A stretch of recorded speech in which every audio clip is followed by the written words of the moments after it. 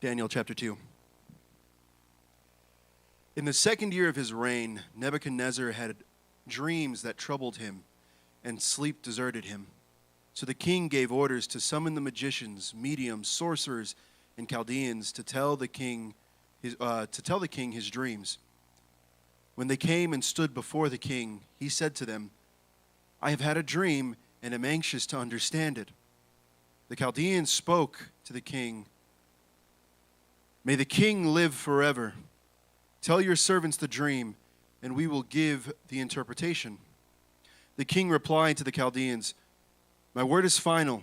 If you don't tell me the dream and its interpretation, you will be torn limb from limb, and your houses will be made a garbage dump. But if you make the dream and its interpretation known to me, you'll receive gifts and rewards and great honor from me. So make the dream and its interpretation known to me." They answered a second time, "May the king tell the dream to his servants, and we will make known the interpretation." And the king replied, "I know for certain you are trying to gain some time because you see that my word is final. If you don't tell me the dream, there is one decree for you. You have conspired to tell me something false or fraudulent until the situation changes. So tell me the dream, and I will know you can give me its interpretation." The Chaldeans answered the king, "No one on earth can make known what the king requests. Consequently, no king, however great and powerful, has ever asked anything like this of any magician, medium, or Chaldean. What the king is asking is so difficult that no one can make it known to him except the gods, whose dwelling is not with mortals." Because of this, the king became violently angry and gave orders to destroy all the wise men of Babylon. The decree was issued that the wise men were to be executed, and they searched for Daniel and his friends to execute them. We're going to go ahead and jump to verse 17 now. And it says, "Then Daniel went to his house and told his friends Hananiah, Mishael, Azariah about the matter, urging them to ask the God of the heavens for mercy concerning this mystery, so Daniel and his friends would not be destroyed with the rest of Babylon's wise men. The mystery was then revealed to Daniel in a vision at night, and Daniel praised the God of the heavens and declared, 'May the name of God be praised forever and ever, for wisdom and power belong to him. He changes the times and seasons. He removes kings and establishes kings. He gives wisdom to the wise and knowledge to those who have understanding. He reveals the deep and hidden things. He knows what is in the darkness, and light dwells with him. I offer thanks and praise to you, God of my ancestors, because you have given me wisdom and power. And now you have let me know what was asked of you. For you have let us know the king's mystery." This is the word of the Lord. Let's pray. Father, we thank you. We thank you that no matter what's going on in our lives, your word is clear. Father, I got to be honest, we come to you today heavy. We've seen so much death and destruction just this week alone in our world. But Lord, who else do we turn to but you? You have the words of life. Your word is life. So we come submitted to your holy scripture saying, give us life, Father. Father, would you turn your face and shine upon us? Would you comfort the brokenhearted? Would you help us repent of our sins? Would you help us trust in you? Father, would every verse in Daniel show us the gospel? We have to have your spirit to see the gospel. So pour out your spirit on us, Lord, so that the gospel would be proclaimed this morning. We don't need good advice. We don't need vague optimism. We need good news that your son came to die for broken and messed up sinners like us. Help us hold on to your word today. It's in your name we pray. Amen. You guys may be seated. You know, like I mentioned earlier, we are continuing in our series through the book of Daniel. And the book of Daniel is all about Christians, disciples of Jesus, following after God in a world that's not their home. We are exiles that's not able to live. This is not our home. We're on our way home to be with our true Savior, Jesus Christ. But the question is, how do we live for him on this side of eternity? What does it look like to follow after him when life is not ideal? Well, the comfort that the book of Daniel gives to all disciples of Jesus Christ that are following him on this side of eternity is what we read in Daniel chapter 4, verse 25. It says this: "The Most High, God, is ruler over human kingdoms, and he gives them to anyone he wants." See, the good news, the comfort that you and I have as disciples of Jesus on this side of eternity, that no matter what is going on in your life, God is in control. That he's working all things according to his plan. There's nothing that has happened in your life that's outside of the control of God.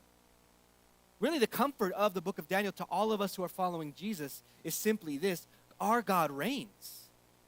He reigns. And I think there's just so much peace that comes from knowing that no matter what's going on in our lives, it's going to work out. No matter what happens in this world, no matter how broken things are, God is in control, and that means that for his people, all things will work for good. And that's probably one of the reasons why I think my wife finds this annoying, I love to watch movies multiple times. I love to know the beginning and the end. I'll watch it over and over and over again. And she's like, I'm done watching the Marvel Cinematic Universe for the 1800th time, okay? But I love knowing the beginning and the end because it makes me feel better and I'm able to enjoy the movie. I know what's coming.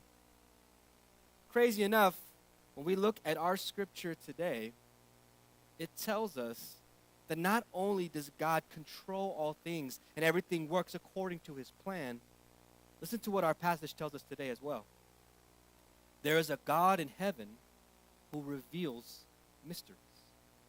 There's a God in heaven who reveals mysteries. See, one of the most encouraging things that we have as disciples of Jesus is not only does God control all things in his power and make all things work according to his plan, but he reveals the mysteries of human history to you and to me. The things that are dark and unknown to us, God reveals it to you and me. God reveals his plan. That is one of the most encouraging things that we have as Christians today. Allow me to just connect that to our passage this morning. Connect this to Daniel chapter 2. So look back at Daniel chapter 2. Daniel chapter 2, the book of Daniel, is about Daniel and his friends being taken out of their home in Jerusalem to live in the kingdom of Babylon. They're exiles, they're not home, and they're trying to follow God in a strange land, in a strange place. Daniel chapter 2 opens up with his friends having to ask God for help because they need to interpret a dream or else the king is going to kill them. Their future does not look good. And we read, when Miguel read the scripture, we saw that God came through for him. He revealed the mystery of the dream. But he didn't just reveal the mystery of the dream. He gave them eternal perspective. He revealed to them the future of human history, the future of humanity. He gave them his plan for human history. Family, I don't know, as you came here today, I don't know what's on your mind. I don't know what's causing you to feel terrified, to feel frustrated, to feel like your life is falling apart or that your future isn't bright. But Dr. Ian Duguid, Bible scholar Ian Duguid, tells us this.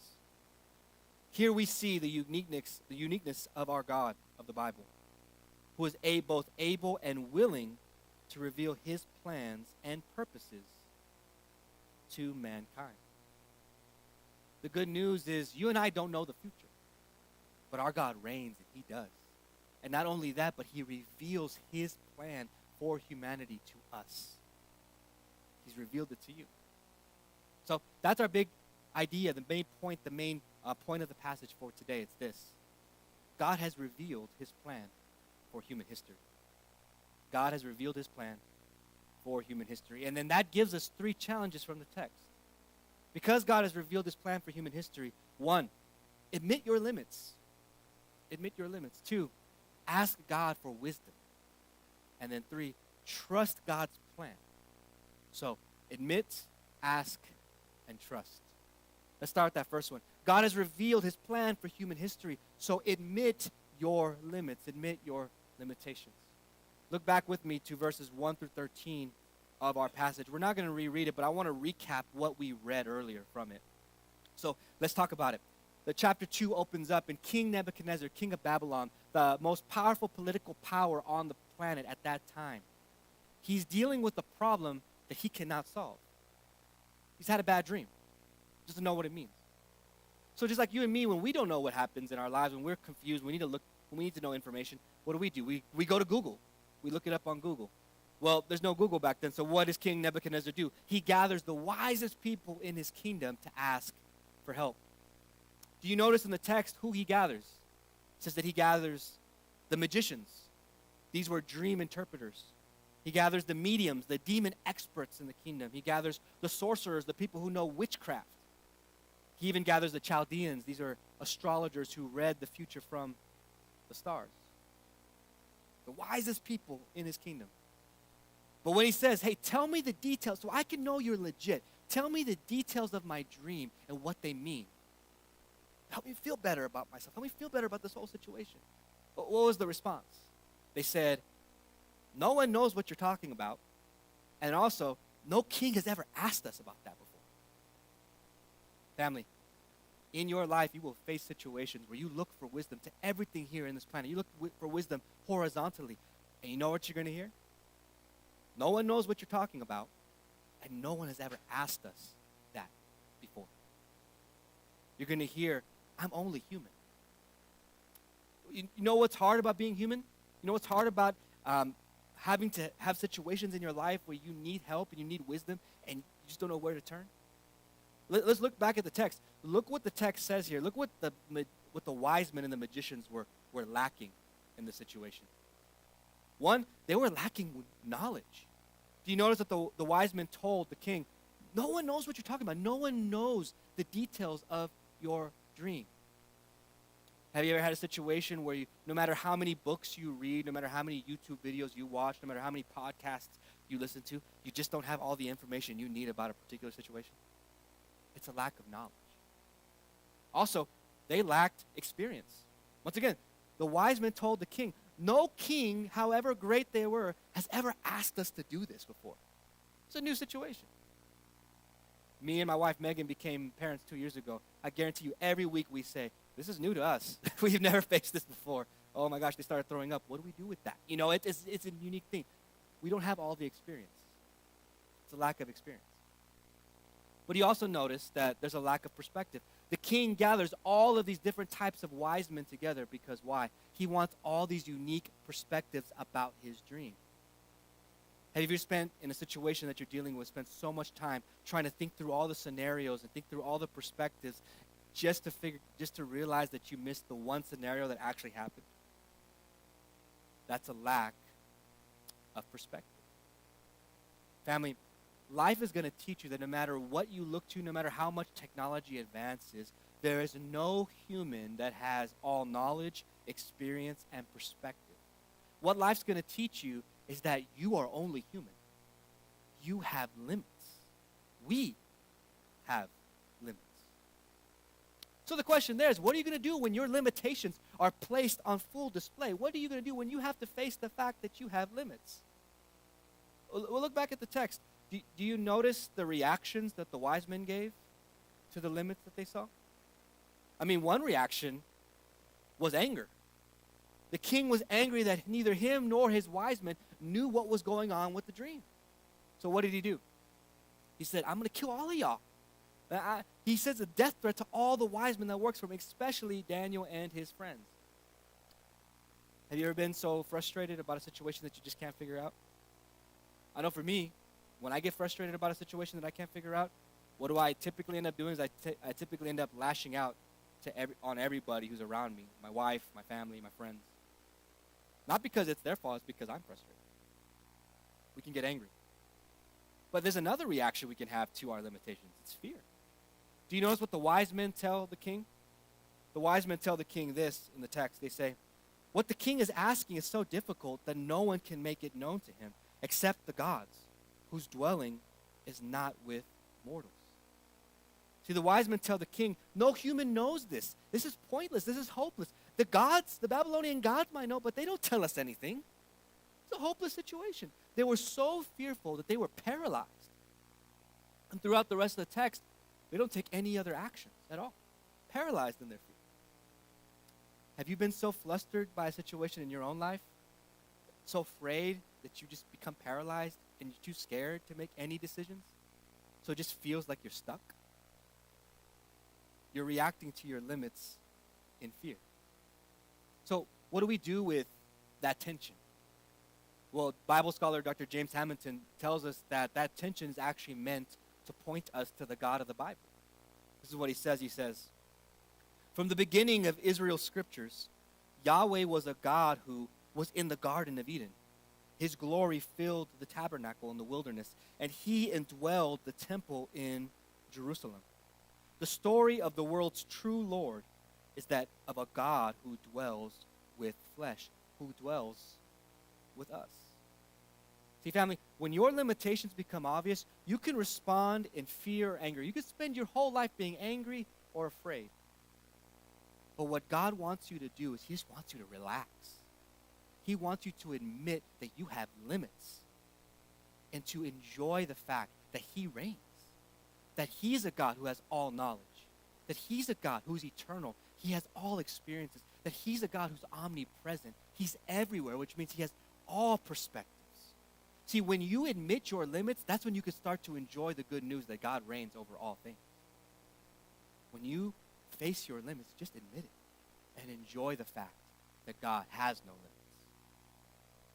So, logical question then. What situations in your life do you need to admit your limits in? What situations in your life do you need to admit, I'm only human. I've got limits. Let me give you a good diagnosis for that. Let me give you some diagnostics. You want to know what situation in your life that you need to admit your limits? What situations in your life are making you afraid or angry right now? Because what's happening right there is that your limits are becoming very, very obvious, and you're responding. What situation in your life do you need to admit, I'm limited, I'm only human? My encouragement to you today, as we go through this text, is just keep an open mind. I mean, there's a temptation. The inner lawyer is going to pop out and say, Jay, I don't know what he's talking about. My situation is very unique. I've tried everything. You can't tell me anything else to try. I've done it already. Keep an open mind. If God is the God who reigns and controls all things, listen to what he has to say in the text. So as we go through the text, just listen. How does the revelation of God's plan for the entire human population, for the entire human race and history, how does that apply to you? Just keep an open mind and listen to the text as we continue to go through it. Family, God has revealed his plan for human history. Celebrate it by just admitting you're limited. We need to hear this plan. You have limits. Okay, let's move on to the text. Not only do we admit our limits because God has a plan, but we got to ask God for wisdom. Look at verses 14 through 30. We're not going to reread them, but let's recap them again. So verses 14 through 30. The king makes this decree. All wise men, because they can't help me, are going to die. So how does Daniel and his friends respond? Do you notice that when they hear the decree, they don't respond in anger towards the king or even anger towards God? Like, God, what are you doing right now? What's their first inclination? They get together and they pray. Bible scholars believe that when they get together, what's causing them to pray, what they're doing is they're actually remembering 1 Kings chapter 8, verse 50, where King Solomon prophesies that when God's people, Israel, goes into exile, when they face hardship, they're going to pray to God to ask for mercy. This is what 1 Kings chapter 8, verse 50 says, that they're going to pray that God grant them compassion before their captors so that they may treat them compassionately. They went together, gathered around God's word, and prayed. It reminds me of an interview I heard with the late Dr. Tim Keller. He was a pastor in New York, planted a church there really well, really grew a lot. And right before he died of cancer, he did an interview, and they asked him, like, what's been going on? How has this whole situation and this experience been? And crazy enough, he said, this has been a hard situation. As the doctors have tried to figure out my treatment, it's caused me and my wife to pray like we've never prayed before. If we're honest, this has been an amazing season for us because God has caused us to pray and seek after him and feel his power and his goodness and his wisdom in ways we never saw before. Family, you may be resentful. You may be upset about the situations that have caused you to see your limits in real time. Like, God, what's going on with this? I don't like this. But what God is doing is he's using those situations to push you to pray. He's using those situations to say, you're limited. I'm not. You need to depend on me. You need to come to me. Some of the worst situations are some of the best blessings because they push you to go to the God who knows everything and depend on him. He will use these situations to get you and I to pray. And when we were reading, did you notice how God answers the prayer? He shows Daniel what he needs to know. And then Daniel breaks out in praise. He's like, I can't help but thank God for how he came through for us. Can I point out some observations about the text to you? Can I point out what Daniel says specifically about God and his praise? First thing he says is that God has all power. That he's a God that has all power. God's power is seen when you look at verses 20 through 23. God's power is seen in the fact that God is the one who moves time and space, that he's the one that puts rulers into authority on nations and takes them out. He's the one that controls all seasons and times. He's the one who moves time and space. It's crazy that not only in verse 29 that Daniel says that I'm going to tell you, King, about the interpretation of your dream right now, but I'm also going to tell you about the future. God doesn't just have a plan for you right now. He has a plan in the future. He has a plan and nothing can stop it. God has all power. But Daniel also points out that God has all wisdom. Did you ever think about who told God how to create the universe? I mean, we could study science, but who told God about all this? The earth is 93 million miles away from the sun. An inch closer, we all burn up. An inch farther away, we all freeze to death. Who told God where to put the earth exactly so it could sustain human life? No one. Because he has all wisdom. So what does that mean for you and me? That means when we say that God has a plan, that he has a plan for human history, it's not just any plan. It's the wisest plan. It's the best plan for you and for me. And let me just give you a little bit of more implication on that. When you go to God to ask for wisdom, he's not just going to give you temporary present things. He wants to show you the big picture. He wants to give you wisdom according not just to the right now, but to eternity. He doesn't want to just give you a piece of the puzzle. He wants to show you what the whole puzzle looks like. Not just about your life, but the entire human race, where everything is going. He wants to give you and I eternal perspective from his plan for human history. But do you notice too that at the end of Daniel's prayer, he says, and now you have let me know what we asked of you, for you have let us know the king's mystery. You know, what I pray all of us see from the study in Daniel is that as believers and Christians today, we have it good. We're blessed. Because we don't have to wait for a dream or for a vision for God to reveal his plan for human history. He's already revealed it to you and I. Everyone has access to it right now. It's in your hands. It's in his word. In his word, he's revealed what he has planned for human history. But the problem is, we can have a reverence for the Bible. Like, oh yeah, God has told us in his word about this. But then functionally, we can still depend on our own wisdom when it comes to the daily circumstances of our lives. And I think the big problem with that is because, yes, we intellectually know the Bible is God's word. We know God reveals what we need to know in that. But we don't know how to apply it. We don't know how to apply the objective revelation of his plan for human history to the subjective and daily realities of our lives. But do you notice in Daniel's prayer, he doesn't just say, oh, thanks for objectively revealing things to me, God. No, he says, thank you for revealing this mystery to us and how it specifically applies to the king's dream. What is the blessing for you and me is that we can go to God not just saying, God, reveal to us in your word what you have set in place since before time existed. What is your plan for human history? But also, show us how to apply that to our daily lives. God, this situation's in my life. I want to go to your word and say, what is your plan? And now how does that apply to my life?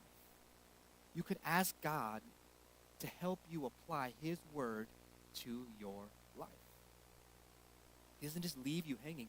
He can help you apply these things to your life. So,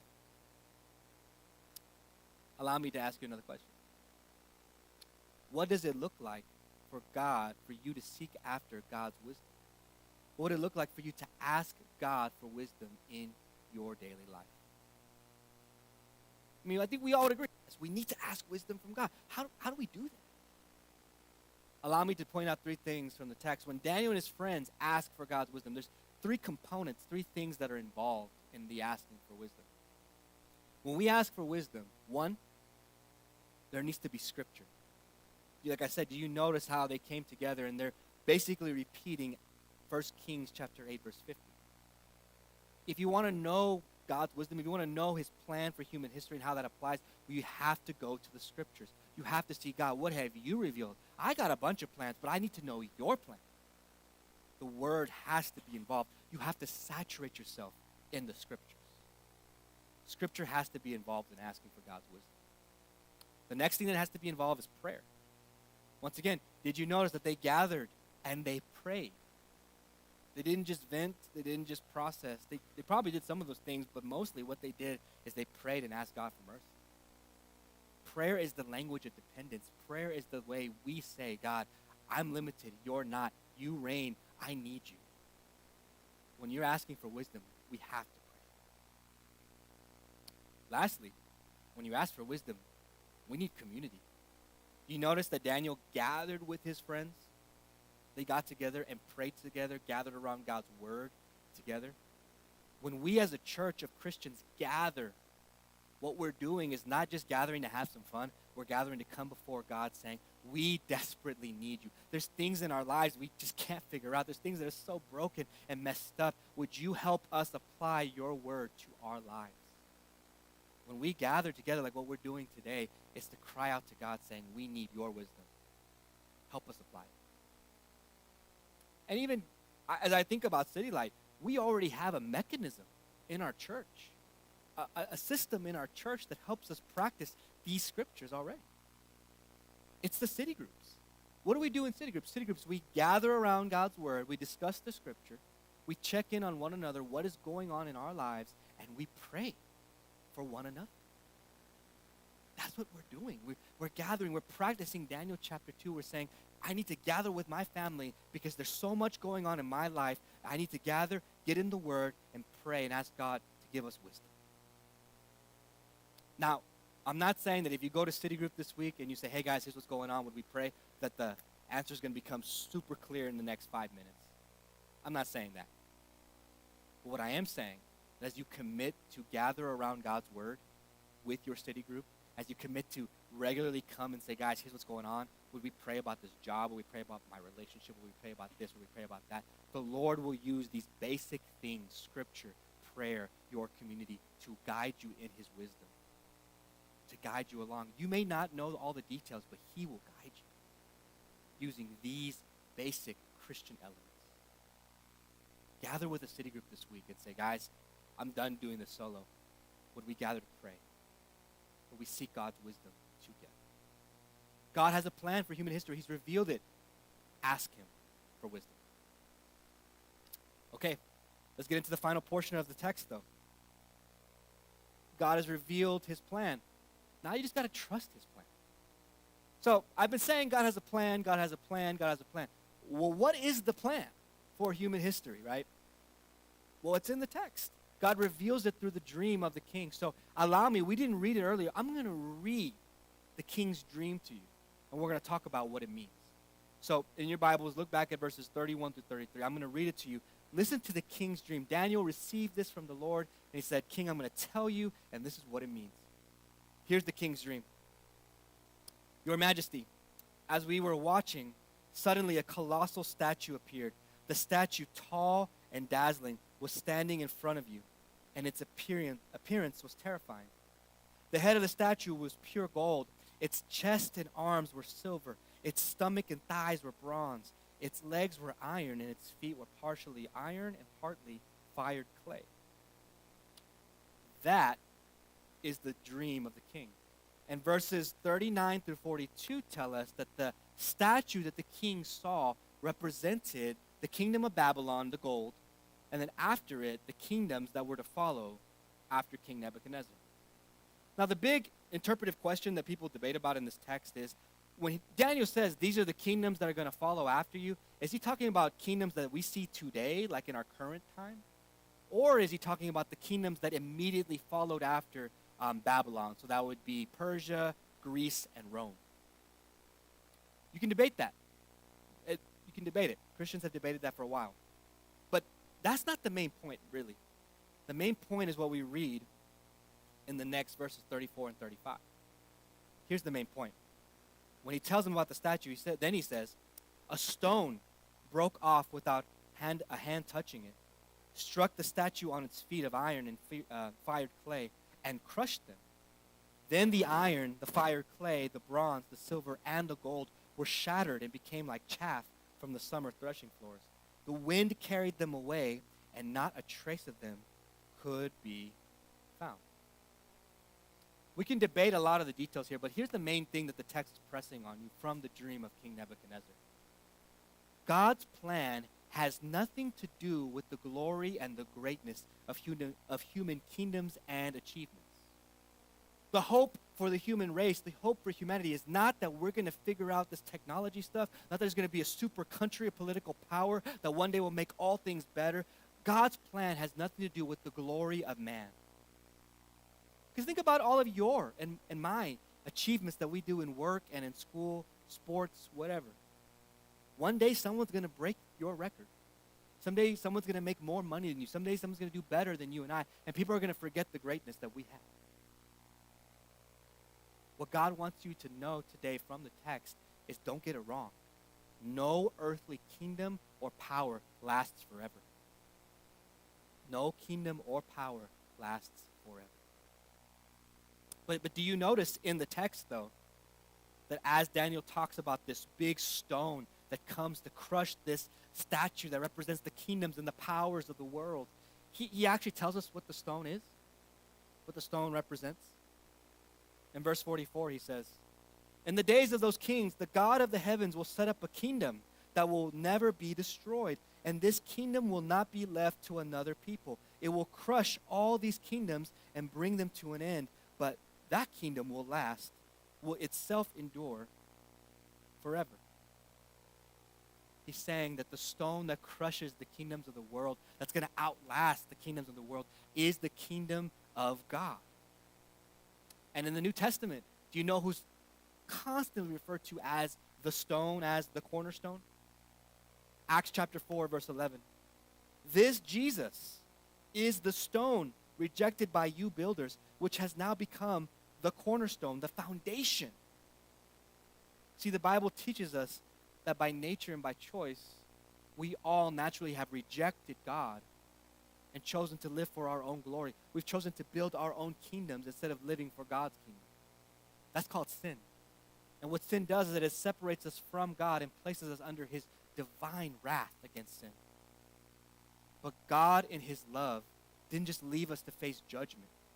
He sent his son to come and dwell with us, God in the flesh, to come dwell amongst humans, to live the life we can never live, to absorb the wrath of God that you and I deserve, and to conquer the kingdoms of sin and death through his resurrection. Jesus came so that no doubt could be made known. No doubt could still be there. It's not worth living for your own kingdom. The only kingdom that it's worth living for is the kingdom of God. He proved that through his life, death, and resurrection. Have you seen how messed up our world is lately? The gospel tells every single one of us our hope is not to be placed in the kingdoms of this world, in politics and the economy. The hope is that the stone is going to set up the kingdom of God forever, that Jesus is going to come back and destroy all evil, all death. We'll never have to bury a loved one again. We'll never have to hear about sin again, because the kingdom of God's going to rule and reign, and his people will be with him forever. You come in heavy today, you come in brokenhearted. That's what you need to hear, not about the kingdoms of this world, but about the kingdom of God. That's our hope, is that the stone that the builders rejected is going to come, and little by little, the kingdom spreads, and one day he's going to come back. No more sin, no more evil. The kingdom of God will last forever. That's the hope of the dream. That's God's plan for human history. Kind of simple, isn't it? But don't get it wrong. The text serves as a warning as well. Like I said, the temptation is not just to live for our own kingdoms. It's to put all our hope and trust and love there. God calls that idols. Anything you love and give your devotion to that's not God, that's called an idol. And maybe you're here today. Maybe you're watching online. And you're like, yeah, I'm cool with Jesus. I like this Jesus guy. But all of my hope, all my confidence, all the things I look forward to, mostly deal with my job.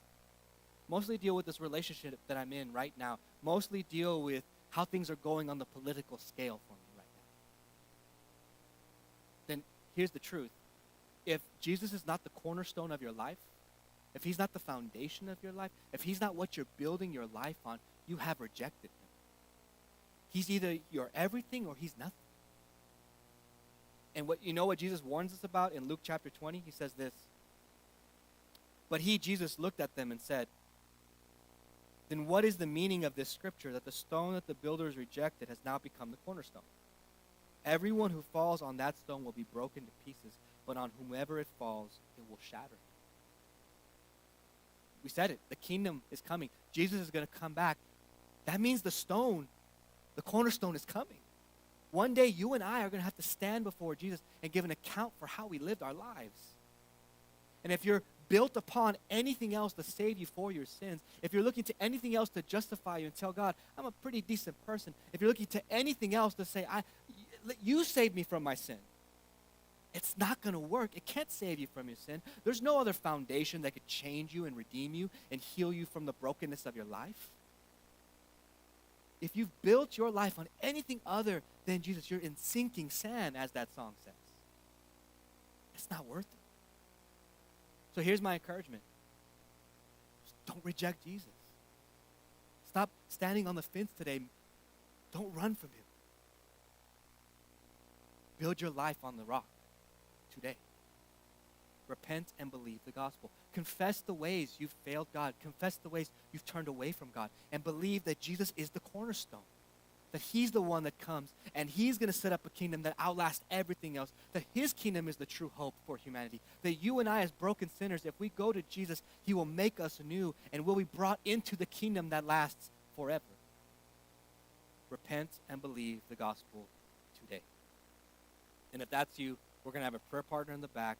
We would love to pray with you today. Repent and believe the gospel.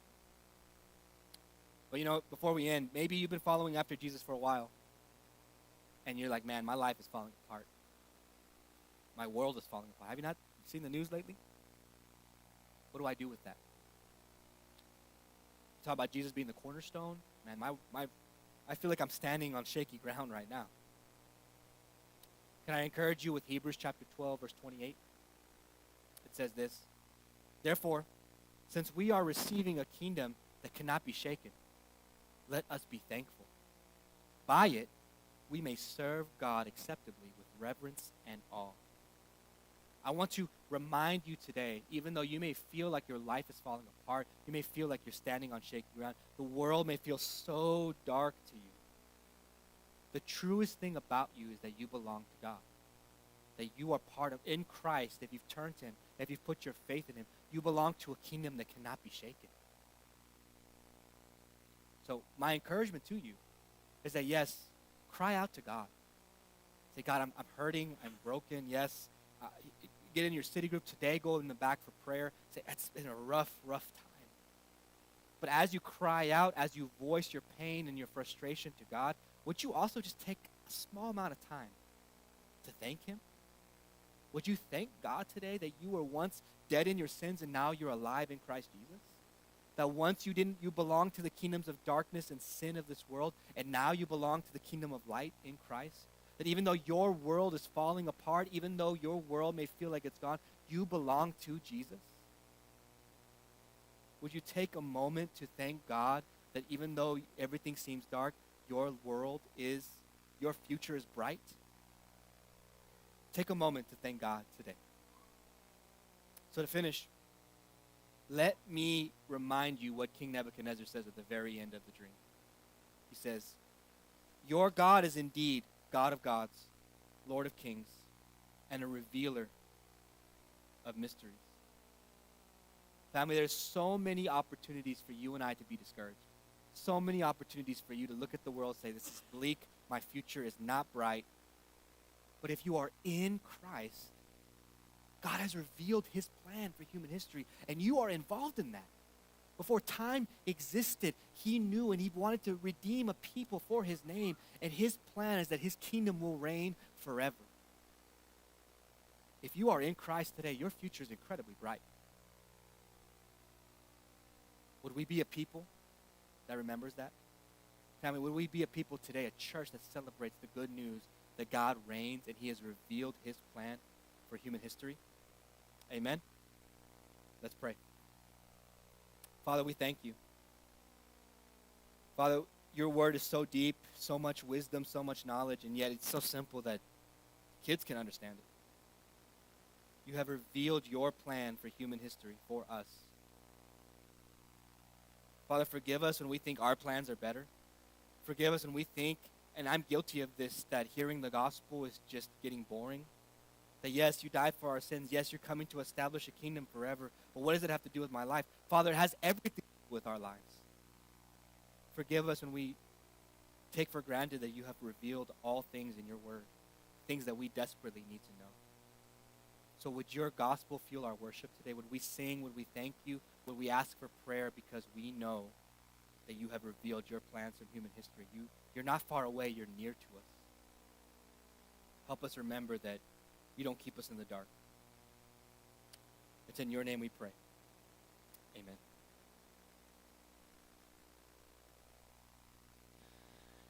What we're going to